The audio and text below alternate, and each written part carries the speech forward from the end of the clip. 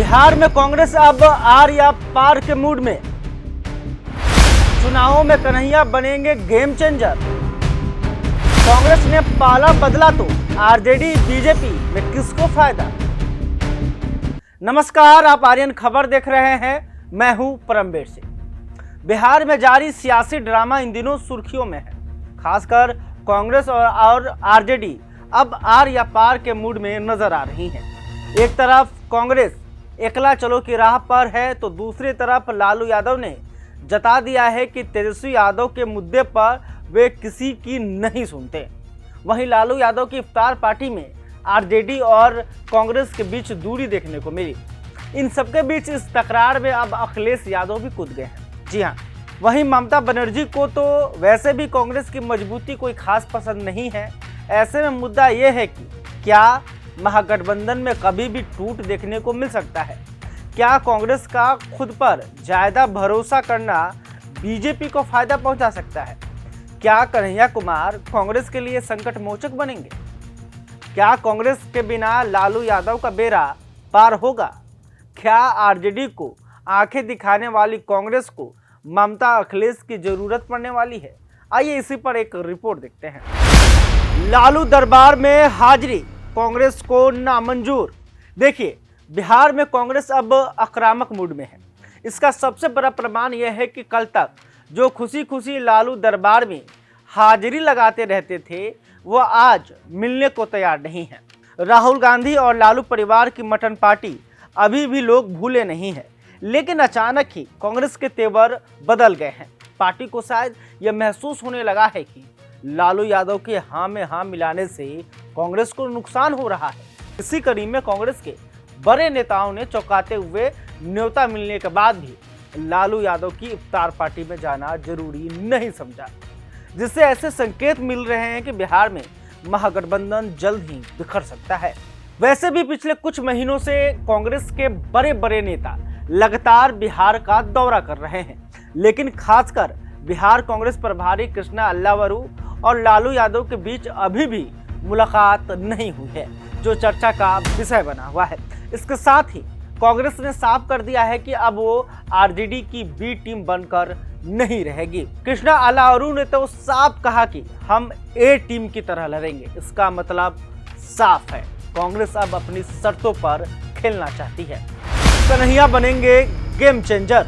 वैसे कांग्रेस के लिए जनता का भरोसा जीतना बड़ी चुनौती है। पिछले चुनावों में अगर कांग्रेस का प्रदर्शन देखें तो 2010 में पार्टी को 4 सीटों पर जीत मिली, 2015 में 27 और 2020 में पार्टी सिर्फ 19 सीटों पर जीती।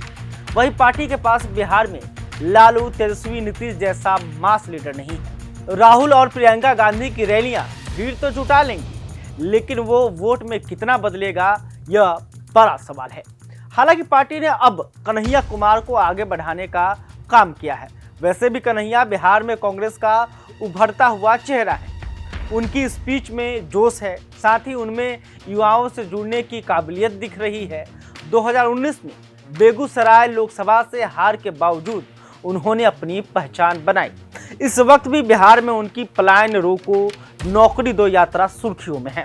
उम्मीद है कि कांग्रेस उन्हें आगे भी कोई बड़ा रोल दे, जैसे कि स्टार प्रचारक या संगठन को मजबूत करने की जिम्मेदारी। ऐसे में वो पार्टी के लिए संकट मोचक बन सकते हैं। लेकिन कन्हैया के सामने यह चुनौती है कि बिहार में जाति और क्षेत्रीय समीकरण हावी है। कन्हैया को इनका जवाब ढूंढना होगा। अगर वो इसमें कामयाब रहे तो कांग्रेस के लिए गेम चेंजर साबित हो सकते हैं। कांग्रेस के तेवर से एनडीए को फायदा। अब सवाल यह है कि क्या कांग्रेस का खुद पर ज्यादा भरोसा एनडीए को फायदा पहुंचा सकता है।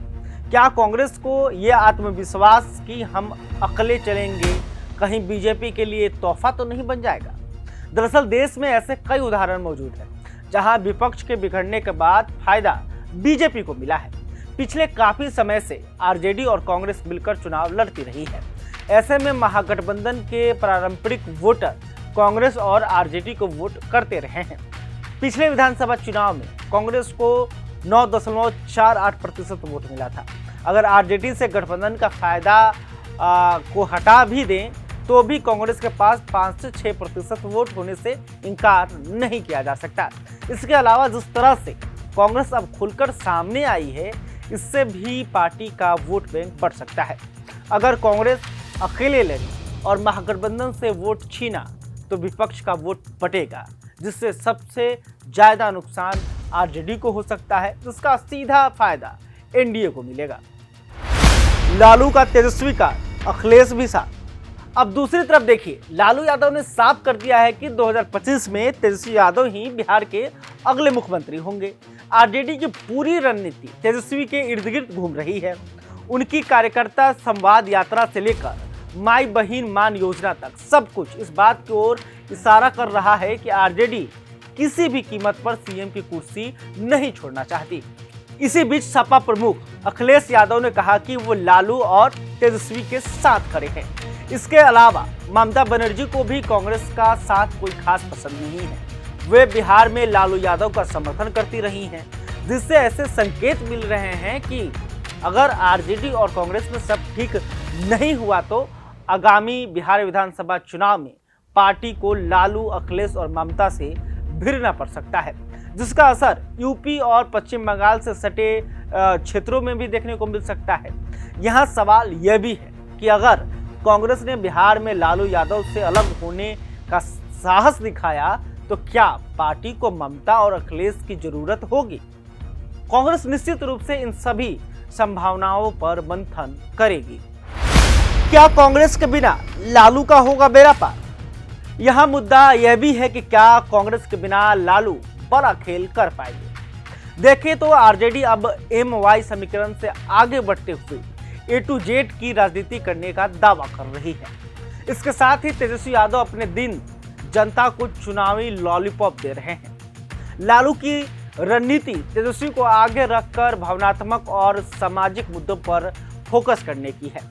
अगर ये चली तो कांग्रेस की जरूरत कम हो सकती है, लेकिन कांग्रेस के बिना वो 5 से 6% वोट गंवा सकते हैं, जो टाइट फाइट में नुकसानदेह हो सकता है। इस तरह बिहार की सियासत में अभी बहुत कुछ बदलना बाकी है।